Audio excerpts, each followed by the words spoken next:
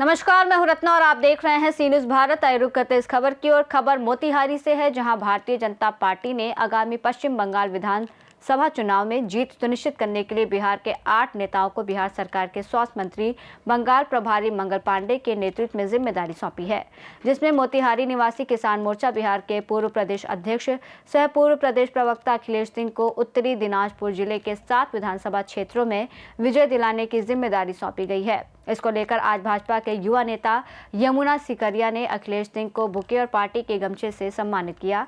यमुना सिकरिया ने खुशी व्यक्त करते हुए कहा कि ये मोतिहारी के लिए गर्व का पल है। अखिलेश को संगठन का अच्छा अनुभव है और हम बंगाल में विजय प्राप्त करेंगे। उन्होंने कहा कि भाजपा ही एकमात्र पार्टी है जो सत्ता को साधन नहीं बल्कि राष्ट्र सेवा का माध्यम बनाती है। यहाँ हर कार्यकर्ता राजनीति में सत्ता की चाह से नहीं बल्कि जन सेवा के लिए कार्य करता है। वहीं अखिलेश सिंह ने कहा कि बंगाल चुनाव चुनौती है और हम चुनौती को अवसर में बदलने के लिए सक्षम हैं। इस संबंध में भाजपा युवा नेता यमुना सिकारिया और वरिष्ठ भाजपा नेता अखिलेश सिंह ने क्या कुछ कहा, सुनिए। नई पार्टी देश में जहाँ जहाँ चुनाव होती है तो अन्य राज्यों से कुछ लोगों को काम करने के लिए बुलाती है। पहले भी कई राज्यों में जाना हुआ है और बंगाल चुनाव में जब जाने की खबर आई तो मैं उसको सहज स्वीकार किया, क्योंकि एक चुनौती है और चुनौती को हम अवसर में बदलने के लिए प्रयासरत हैं। पूरा देश और पूरी दुनिया का नजर बंगाल पर है।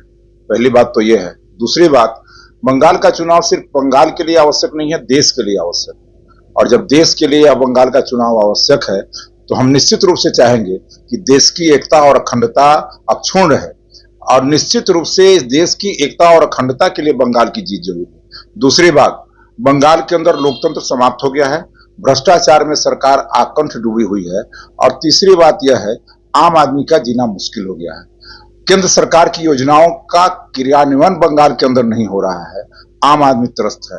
जिस प्रकार से डबल इंजन की सरकार जहां जहां राज्यों के अंदर है, केंद्र सरकार की योजनाओं का क्रियान्वयन हो रहा है और आम आदमी का जीवन स्तर उठ रहा है।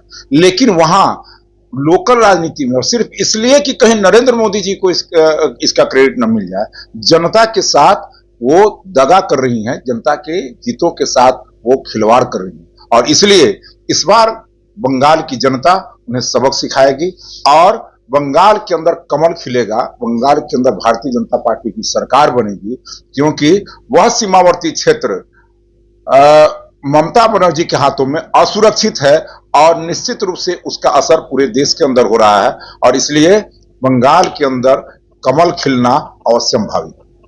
आज हमारे मोतिहारी के लिए बड़ी खुशी की बात है। किसान मोर्चा के पूर्व अध्यक्ष श्री अखिलेश जी को बंगाल में जो चुनाव होने वाला है, मंगल पांडे जी हमारे स्वास्थ्य मंत्री के नेतृत्व में एक टीम बनाई गई है जिसमें अखिलेश जी भी हमारे मोतिहारी के हैं। इसी आज खुशी में उन्हें सम्मानित किया गया है।